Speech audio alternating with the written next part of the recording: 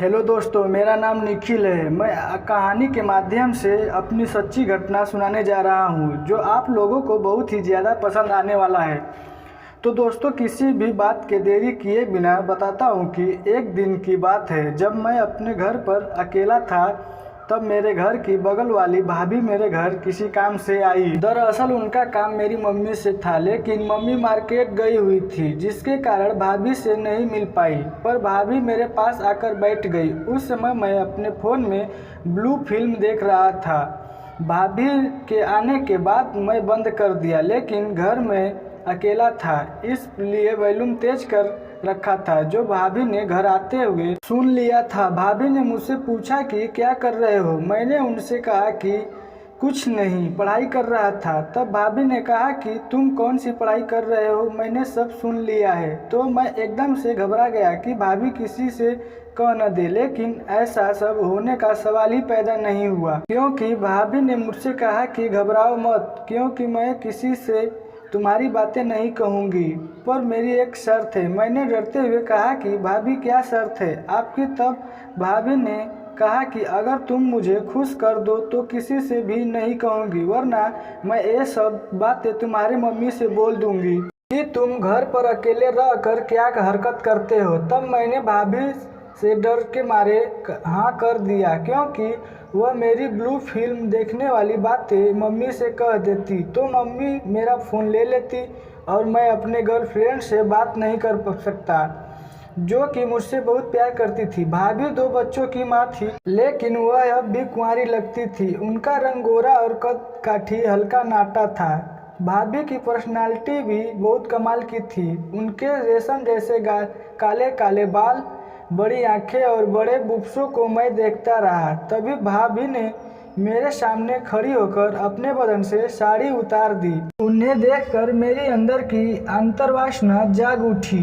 फिर भाभी ने मेरी गोद में आकर बैठ गई, जिससे मैं एकदम से उतावला हो गया। तब भाभी ने मेरे सर को पकड़कर जोरदार किस करने लगी और मैं भी उनका साथ देने लगा। थोड़ी देर बाद भाभी ने मेरे शर्ट को खोल दिया और निकाल फेंका और मुझे वहीं बेड पर लेट कर मेरे कठिले बदन को चूमने लगी। दोस्तों, मैं आपको बता दूं कि मैं प्रतिदिन जिम करता था, जिससे मेरे बदन बड़े गठीले और सख्त थे। फिर भाभी अपने सारे कपड़े खोलकर फेंक दिया और मुझे अपने बाहों में भरकर जोर से दबाकर किस करने लगी। भाभी एकदम से मदहोश हो चुकी थी। वह बार बार मुझसे यह कह रही थी कि निखिल, अब जरा भी देर मत करो, तुम मुझको खुश करो। फिर मैंने भाभी को बेड पर लिटा दिया और मैं उनके ऊपर से चढ़ गया और उनको प्यार का भरपूर मजा देने लगा। मेरे बार बार अंदर बाहर करने के वजह से भाभी तेज आवाज में चीख रही थी। हम दोनों को शारीरिक संबंध बनाते कुछ घंटे बीत गए। फिर हम दोनों बिना कपड़े के ही बेड पर लेटकर कुछ बातें की। तब मुझे पता चला कि भाभी मुझे बहुत पहले ही यह मौका देना चाहती थी, लेकिन मैं ही उन पर ध्यान नहीं देता था।